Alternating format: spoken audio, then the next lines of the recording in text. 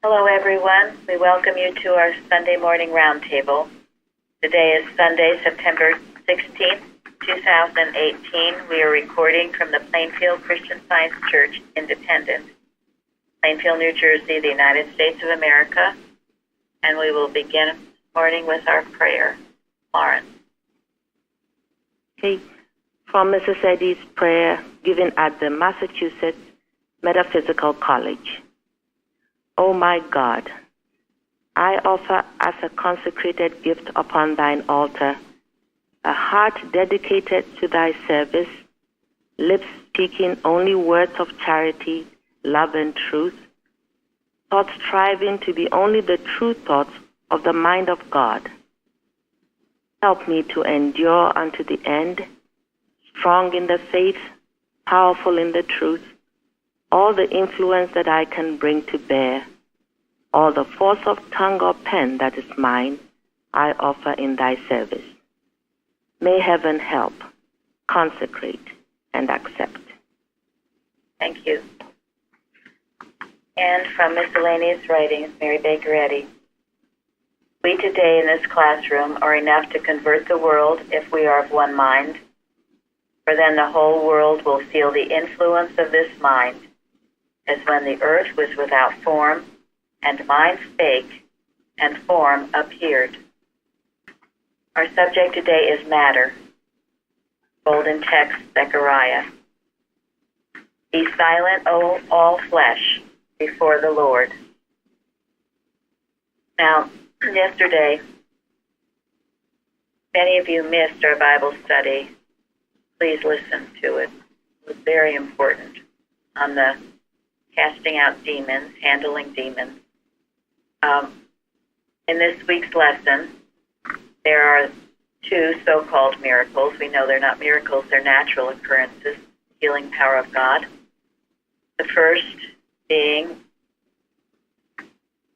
the Christ who stopped the storm, and then the second, where he healed the man possessed with demons, legion. And as was talked about yesterday, we as Christian scientists need to know how to do this work for ourselves and for the world. Now there's been a building up, so to speak, a crescendo. We've talked in the recent past about, well, the disobedience of the BOD, disobeying Mrs. Eddy's estoppel clauses, the manual, and also the lack of recognizing who she is as the woman in the apocalypse. Now, as we are growing and straightening these thoughts, putting them in their right place, and knowing the truth about it, it unleashes a great power. Mrs. Eddy says that. Mrs. Eddy says knowing who and what she is will do more for the cause of science than anything else. So when you don't, you disobey her, and you don't see her as a woman in the apocalypse, it's weakened. It's weakened the work. So we are reestablishing that. And how do we do it? We can't go around and force everybody else to think the way we do. We do it in our own consciousness and how we see it, what we know to be the truth, and by living that. As was discussed, Suzanne brought it up, and I was very glad because the major point about yesterday with the man with the demon. Okay, that was how it was described in those ancient times. But what did you say about now, Suzanne? About what? I'm sorry. Well, about bringing it in. Mental illness. Yeah, about today, mental illness. Oh, yeah, just how everyone's talking about mental illness being a number one problem with guns and this and that. But if we don't go to God and know there's one mind and we're all ideas of the one mind, that is the only way to solve this mental illness problem in this country. We have to go to God. Yes. And in doing this work, and we cannot be remiss in it, this is going to heal the opioid problem. the other urgent problems, the rampant suicide that's going on, the problems with our youth. But you can't ignore it or just think, well, I'm going to work on my own problems. You work on, yes, you do work on your own problems, yes, but then you include the world in this work as we've been taught. And as you do that, your own problems become unwound and unsnarled, as Mrs. Eddy says, as well. Because it is a greater work in many ways, but it has to be done. And if we don't do it, I don't know who's going to do it. And I don't know what other answers or solutions there are to this problem, as Suzanne just said. It's only in God. And in doing, and this is in this week's lesson on matter. So in healing these cases and realizing the unreality of this, we are realizing the unreality of a belief that there's power in matter and that it controls us. So today we're going to get deeper into this understanding of handling the weather. We had a whole week of working on this. Before I get into it, any comments or anything anyone wants to say? Okay. Well, we had a very good forum on this, on the weather. Quotes from both Mary Baker Eddy and also Carpenter. Ray quoted Mary Baker Eddy, her spiritual footsteps, on page 272. I believe this is chapter 62, and that whole chapter deals with handling the weather. If you're not familiar with it, become familiar with it. If you're not familiar with what Mrs. Eddy says in Watches, Prayers, and Arguments, which is quoted throughout the forum, become familiar with it. Now, Carpenter brings out an interesting point in this chapter. He talks about the positive and the negative. He said that someone was looking out the window and saw a dog chasing a cat. That's usually how it goes, right? Dogs chase cats. But then the cat came upon an automobile. So the cat suddenly turned around and started chasing the dog. So what do you think the dog did? He ran. He ran. He ran. And then he compares this to a faucet in a sink. Now, the water comes from the faucet, and where does it go? Down the drain. So, when you think that you lack power, you are like that. You become the negative sink, and everything pours into you. Like the cat, you're running from the dog all the time until just accidentally the cat realized when it confronted the dog and chased the dog ran. Now, what are we told in the first chapter of Genesis? God gave man dominion. Thank you, Bruce. That's what I was looking for. He gave you dominion over what? Everything. Everything. Everything. Does that include the weather? Yes.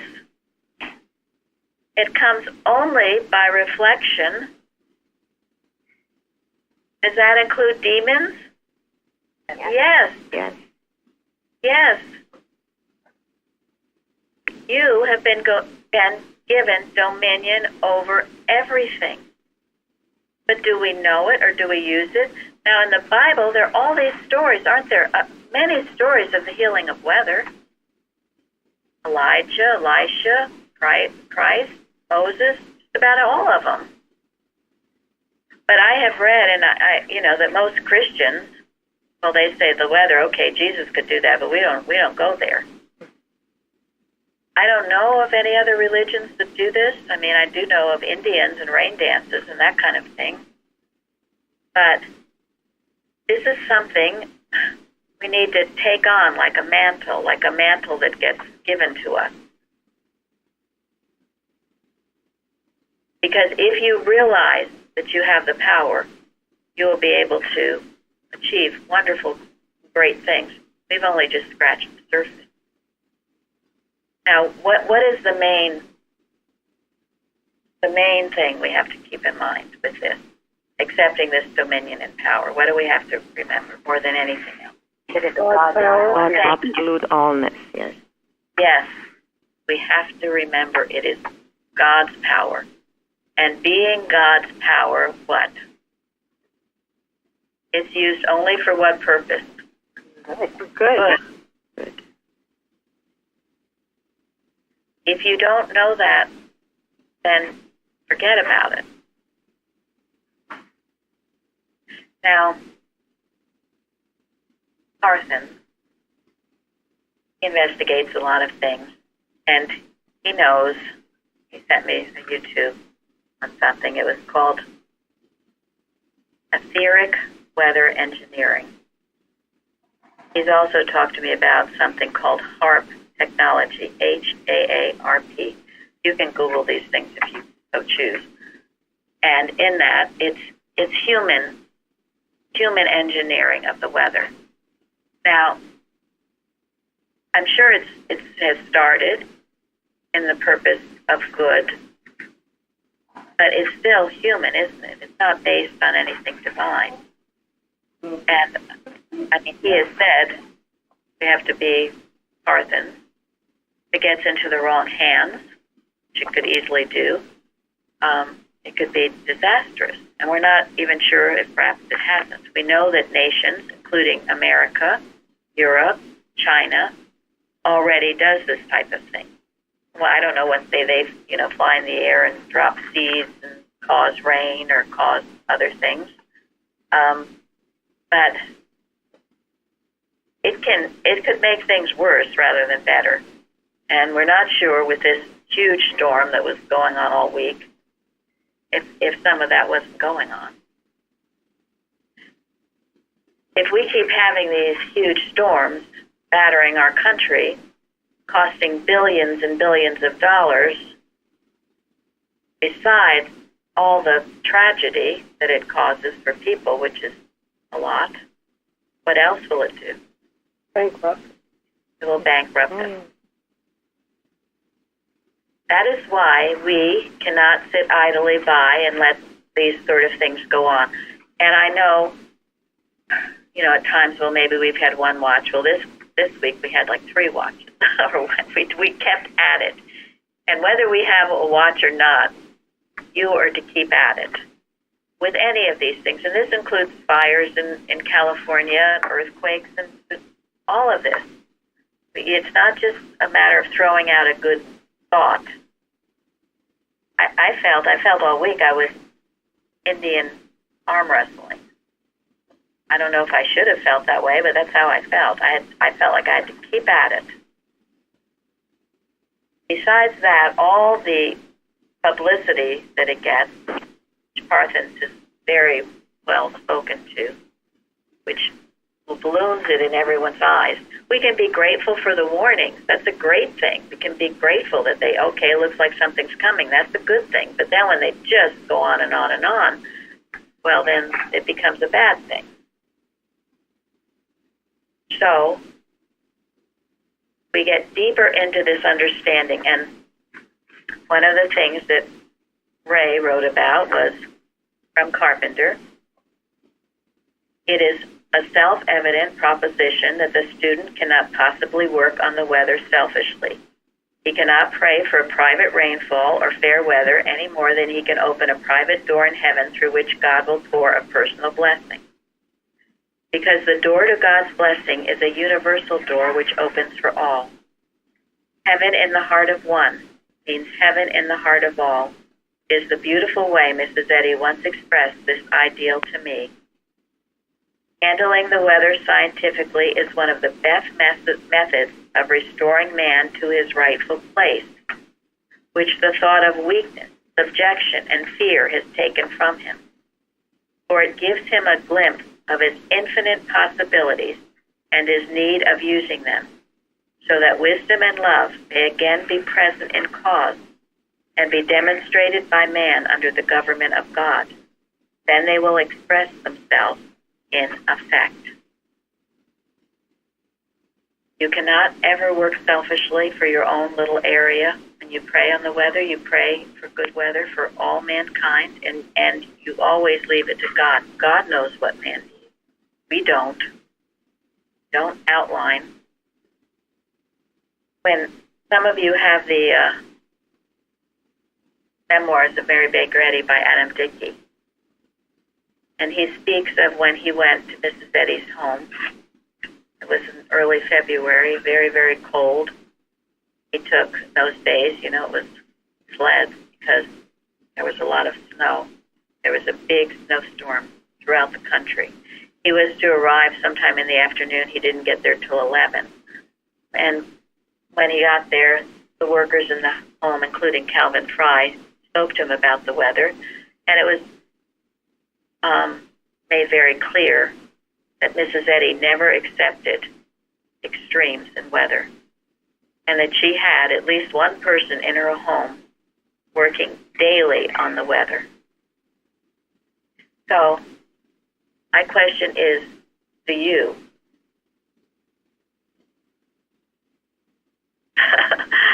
Well, you don't have to answer. But if you don't, perhaps you should. And because it's easy when we get a report of a bad storm coming, we all work. But why not work always on it? Every day. It doesn't take all that time. We're always thinking things. So let's know God's control of the weather for your community and for all communities. Let's take up this work as it was done in Mrs. Eddy's home. If it was important then, do you not think it's important now? Carthens wrote something to me which I thought was very good. He texted me.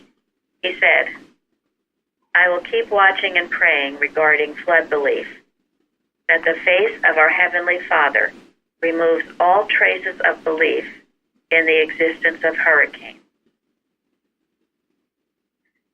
Think about that. The face of our Heavenly Father removes all traces of belief in the existence of hurricanes. He says Hurricane Florence. We can say hurricane in general. May she fizzle out and be cast into her nature oblivion. And then he says,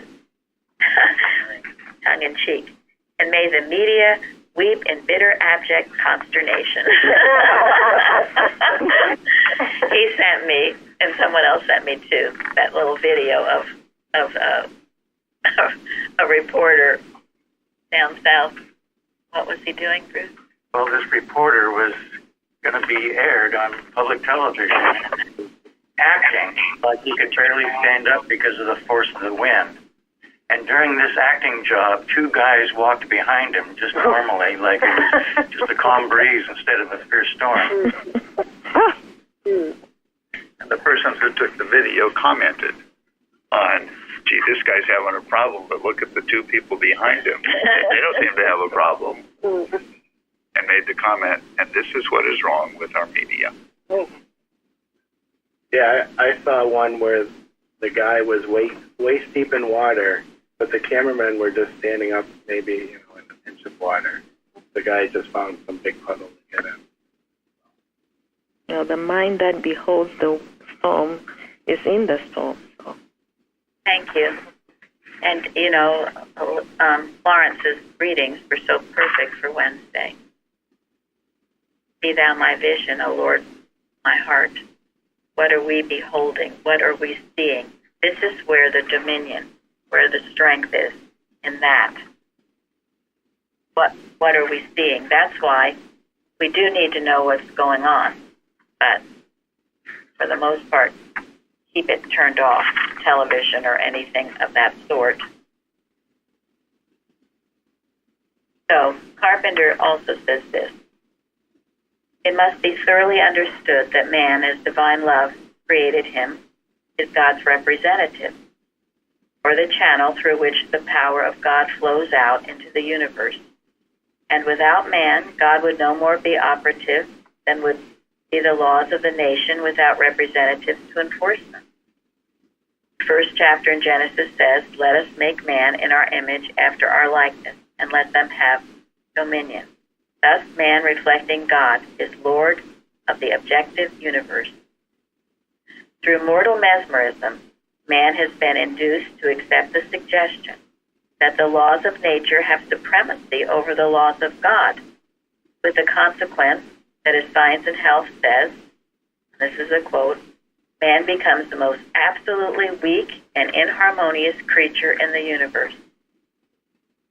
Thus, man is tricked into sitting by and believing that since the control of all external effects has been taken out of his hands, he is perfectly powerless in his own universe. What must one do to regain his birthright of supremacy? Must he not recognize his dominion over the universe as the Son of God, and then establish himself as a channel so that the normal government of the universe, by the divine power he reflects, will become an evident fact? But then he warns, in this process there is the danger that mortal man will attempt to resume a place of control without putting off a human sense and taking on the divine mind. That's the danger. That's the danger of human do-goody, not divine. Mrs. Eddy foresaw such a situation. She unfolds it on page 96 of Science and Health. She writes of conflicting forces, discord, and dismay, but adds that those who discern Christian Science will what? Keep climb in check. Will hold time in check. She says in handling the weather, she tells you can do it. If you're not first successful, do not get discouraged. Keep on working on it. And we all have ample opportunity to work on these things, don't we? Yes. Yes. Carpenter also says working on these things are your own life insurance. If you're working on it, how can it hit you? You're realizing it's unreality. So it can't hit you when you are actively working on it. This is the importance of the watches. This was what will heal all your troubles. Forgetting self and working for mankind. Unself love is our most recent liberator. Just about. So let's take this mantle and do the work daily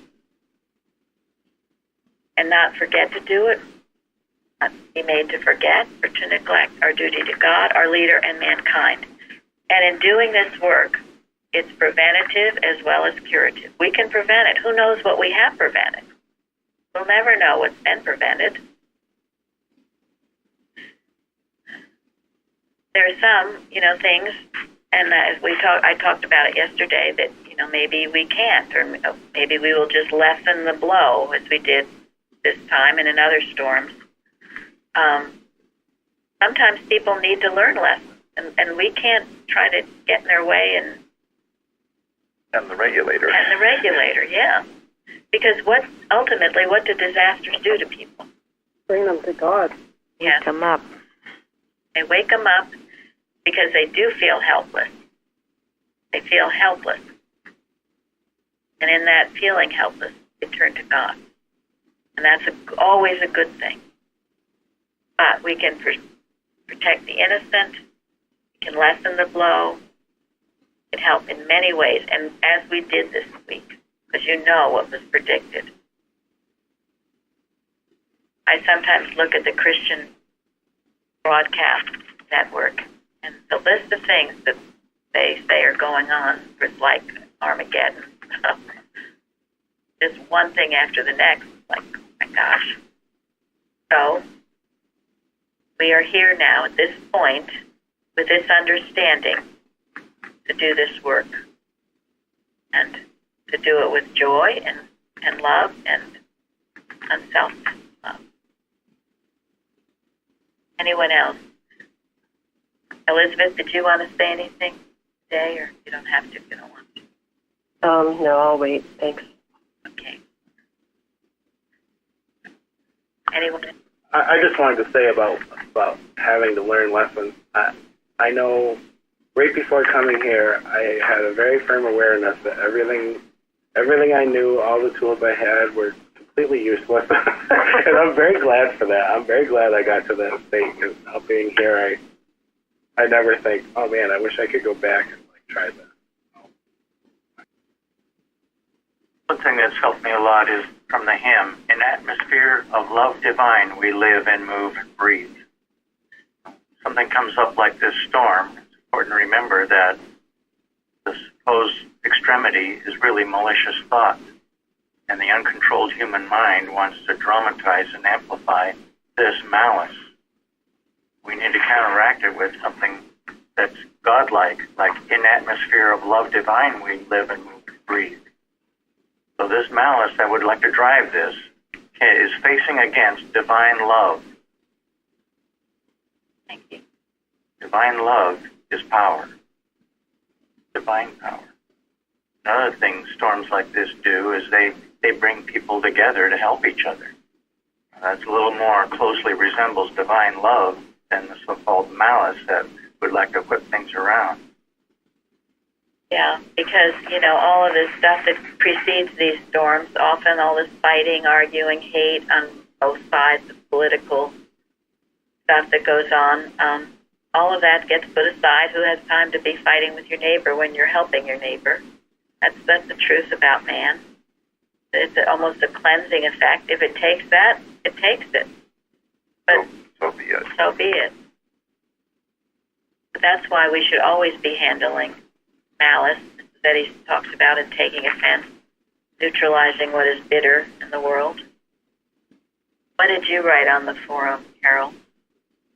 As I was working for it, the thought came to me that this is a storm of discontent. And that storm has no power. It can't coordinate. And it has to be just blown apart. And that's what it took, to blow it apart. All the thoughts on the forum were excellent. We'll save it. We have had there was a cornerstone on the weather, but we probably in the future will have a liberator, love is a liberator on the weather again, because it's ongoing. There is also something unique that Mrs. Eddy recognized in handling the weather as compared to, say, handling physical problems. What is it? Well, in handling the weather, you're not dealing with people or personalities. And she knew that it was a good training ground for all kinds of work. So It means to impersonalize error. Impersonalized error, yeah. I will say, when Storm Sandy hit the Northeast a few years ago, we've never had a storm like that. And being in the middle of it, I had never realized or experienced that kind of malice. It was as if it wasn't a storm. It was just rank malice, hate, just bearing down. And in many ways, it was good for me to see, not be so dumb or naive as to what error tries to do, or what it tries to do to so many others, and not have the compassion for it, and to stand strong in it and see the face of God above those clouds. See his loving face and know that he reigns supreme. And as we do this work, we will, yes, handle the demons, all these things that came to the Christ. We have to be able to. This is the only answer, as Suzanne so well said. There is no other answer. All these human ways, whatever, gun control or this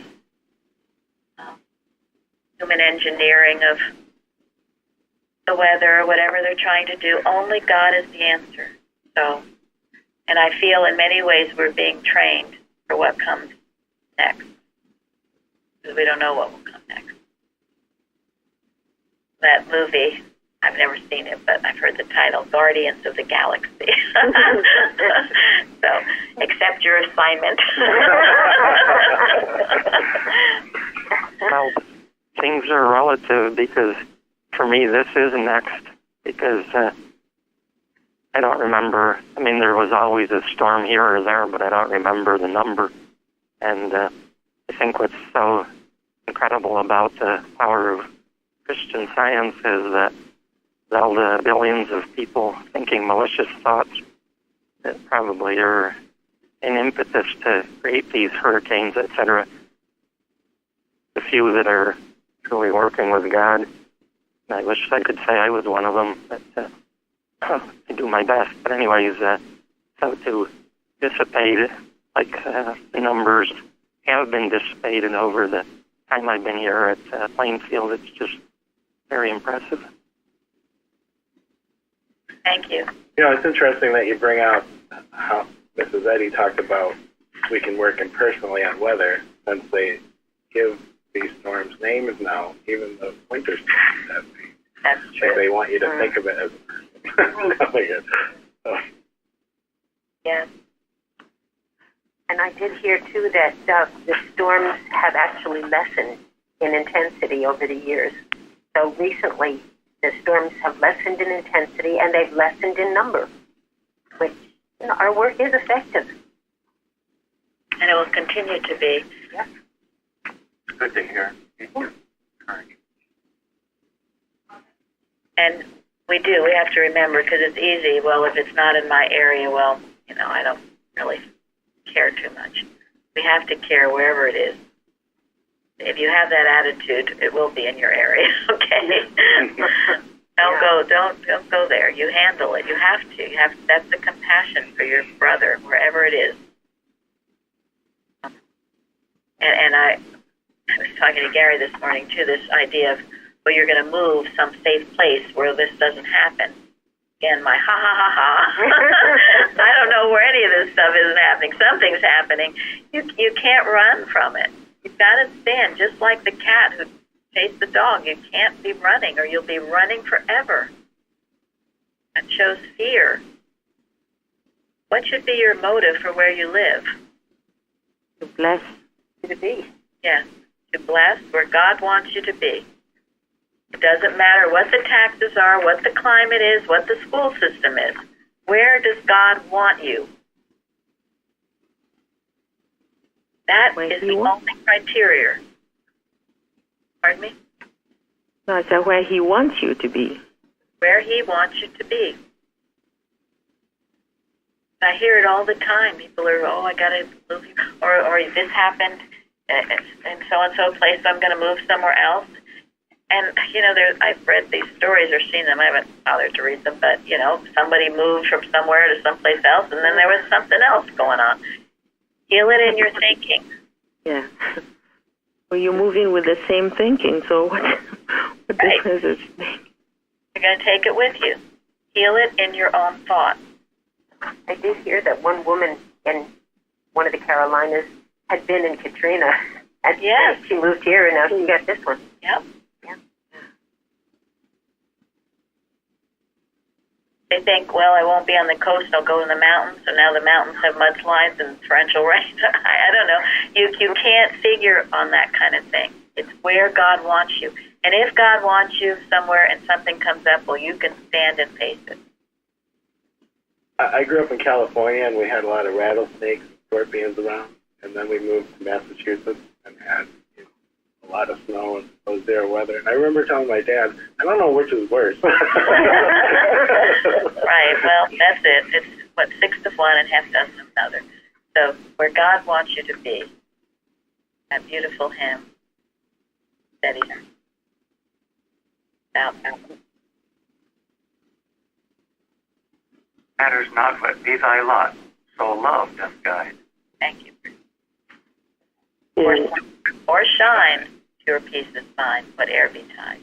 And sometimes when you work through a situation where you live, you'll find yourself easily moving to the next place that you need to be.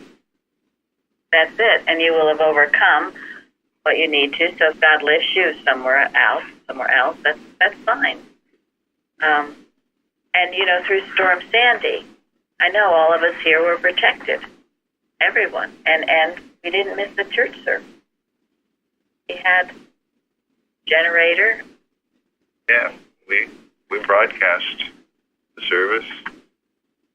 The trees around us did not come down. That's how it will be. There's a beautiful story. The earthquake. Forget the year, but does anyone remember? It was like 1904 or 6 or something. Anyway, there was a practitioner working in San Francisco, and everything came down all around her, and her house was untouched. Because she knew it so strongly. So don't be part of the mesmerism. Don't let it pull you in and get you thinking that it's true and real and you're just helpless. I loved what Parsons wrote. I only need compare the hurricane size with the size of God, the boundless magnitude of the power of God, the all-transforming energy of the omni-active activity of God that overrules and nullifies the existence of all storms, the infinite immensity of the presence of God, which dwarfs the size of the universe itself, as David did with Goliath. So I must remember that one with God is a majority and carry out an inspired watch, waiting, and if necessary, tarrying long in God's presence, stopping only as the Spirit leads. I told him he waxes eloquent. He does. And that's because his heart is so in it. And I don't know if I told you this story, but he said as a very little boy, like 4 or 5, he had a dream in a classroom that a big grizzly bear came in and was attacking the children. And he got up and confronted the bear. And his next part of the dream was he was in a hospital, but everything was okay and he was safe and the children were safe. And he said ever since that, he felt it was his calling to love and protect children. And he has done so many different ways. So when you have that deep desire within you to bless others, God uses you in wondrous ways, and he certainly has used Martha to help this cause. And his beautiful writings and watches are part of it, as does he use all of you, because he does. Some in very quiet ways. Everybody in their right place. Yes, living stones we, each in our place, and all loved and appreciated by us, certainly by God. All right, so now we will go forth and be wonderful workers for God with the weather, and we can get to a little bit of the lesson, the time we have left. Then we will go into science and health. And Jeffrey, you can read number 2 for us, please. The realm of the real is spirit. The unlikeness of spirit is matter, and the opposite of the real is not divine. It is a human concept. Matter is an error of statement. This error in the premise leads to errors in the conclusion in every statement into which it enters. Nothing we can say or believe regarding matter is immortal. Matter is temporal, and is therefore a mortal phenomenon, a human concept, sometimes beautiful, always erroneous. Thank you. Any comments on that?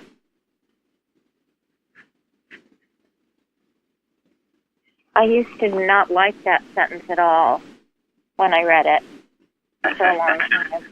I felt like, what? How could that be?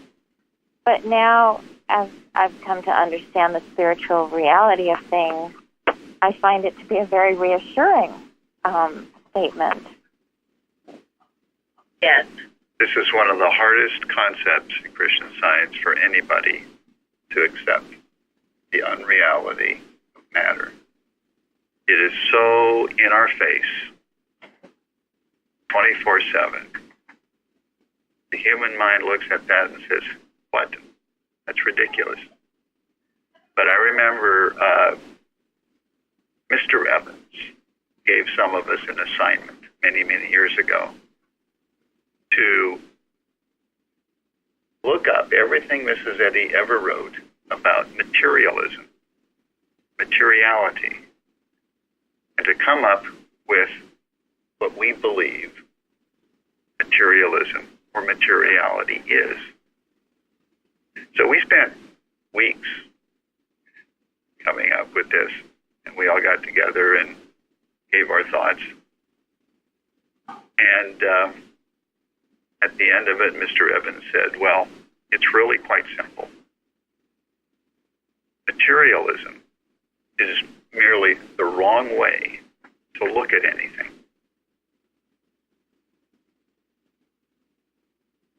Goes to Lawrence's readings on Wednesday. It's bad vision. It's looking with your eyes but not seeing what's really there. Do any of you remember last week we ended from Big Nell Young, if you say I want? The last statement was someone saying the problem always seems to be that everywhere around us we see is matter, that's all we can see. And the answer was? Spirit is all you ever can see. It's impossible to see anything else. That's a beautiful thought. So, as we see with our spiritual senses, as we see what God is, see Him everywhere. He's all in all, the beginning, the first. Carol, you want to read number 1 in Science and Health? There is no life, truth, intelligence, nor substance in matter. All is infinite mind and its infinite manifestation. For God is all in all. Spirit is immortal truth. Matter is mortal error. God is all in all. It's really the end of the end of it. That's how Mrs. Eddy could look at a storm and see the face of God. Well, I know when I often look out over the beauty of nature, the beautiful trees waving in the wind, and I understand it's all spiritual. It's God's love and beauty. It's glory. Thank you. Absolutely.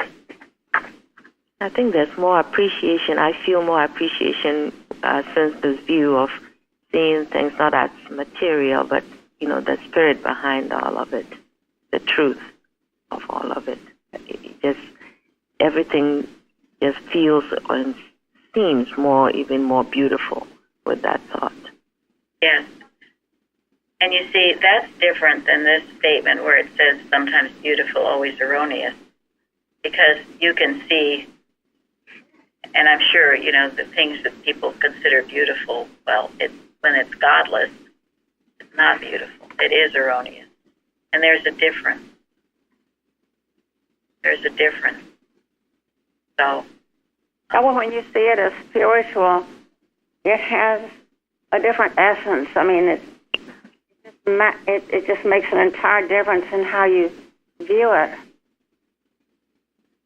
Right, it does. And as you keep doing this, the earth weights drop away.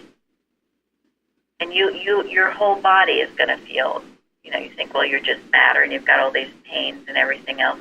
Well, as you keep doing this day by day, realizing you're but the humble servant of the restful mind. All the limitations and everything else, they just drop away. And you don't feel so encumbered by this so-called materiality. It becomes less and less. You're absent from the body and present with the Lord. What really traps people is when you just focus on matter. I'm going to the gym today. I'm taking all these medications. I'm doing this. I'm doing that. It's all about you, matter, how to build it up. It's godless. And instead of building it up, well, you are building it up. You're not. Becomes more and more real. I know of someone who, she was so shocked, and she was a Christian Scientist. Her father wasn't, but her father did everything, worked out, ate the best food, did everything right, according to that. Was he a loving, good man? Not much. And he ended up, getting ill and dying, and she was, how could that happen when he followed all the rules, the medical rules? Which rule? Yeah, which rule? That's the wrong one. There's only one. The divine laws and rules of the universe. And I've said, I found it interesting. Do we ever know of Mrs. Eddy exercising? I mean, I don't. She took a afternoon carriage ride, but they said she was lovely. One of the things I read here, and she was in her 80s, and she was delivering a sermon, and she had to go up these steps to the back so she could get up and see everybody. She ran up the steps. Yes. Never. Yes. She had lovely skin, bright eyes, in that, I don't think who wrote it, but it was in the, he interviewed her for the next Friends suit, and he said how absolutely lovely and beautiful, bright eyes. She could read fine print without glasses. She was all of that. All that the medical laws say you can't do, but she did, because she lived in the spirit.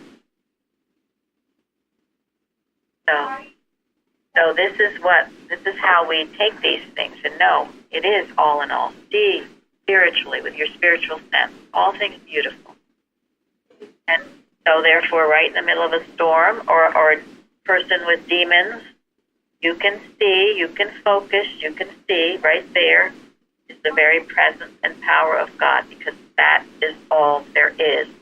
So you can remain unmoved by the material picture. And Mrs. Eddy says we must be calm. Scientists are to be calm in that kind of a situation. So yesterday we read Ways That Are Vain. And this is in chapter 10 in Miscellany, Admonition and Counsel. These are two. The other, I call it the yin and the yang. The other two, Ways That Are Vain, is, this tells you, Ways That Are Vain tells you what starts demons, what it is, starts to take you over if you don't watch. What our leader says tells you what you should be doing. And we'll end with that. What our leader says: beloved Christian Scientists, keep your minds so filled with truth and love that sin, disease, and death cannot enter them. It is plain that nothing can be added to the mind already full. There is no door through which evil can enter, and no space for evil to fill in a mind filled with goodness. Good thoughts are an impervious armor. Clad therewith, you are completely shielded from the attacks of error of every sort. And not only yourselves are safe, but all whom your thoughts rest upon are thereby benefited. The self-seeking pride of the evil thinker injures him when he would harm others. Goodness involuntarily resists evil. The evil thinker is the proud talker and doer. The right thinker abides under the shadow of the Almighty. His thoughts can only reflect peace, goodwill towards men, health, and holiness. A mighty power. Thank you all for joining us today. Thank you. Thank you. Thank you.